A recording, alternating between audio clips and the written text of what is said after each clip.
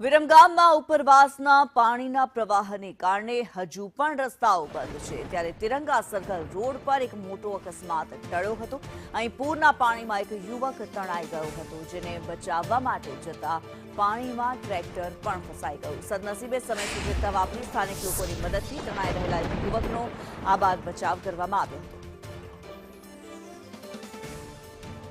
વિરમગામમાં પૂરના પાણી સંકટ લઈને આવ્યા છે, જેમાં એક યુવાન તણાઈ ગયો હતો અને યુવકને બચાવવા જતા ટ્રેક્ટર પણ પાણીમાં ફસાઈ ગયું હોવાનું સામે આવ્યું। આ દ્રશ્યોમાં સામે આવી રહ્યું છે।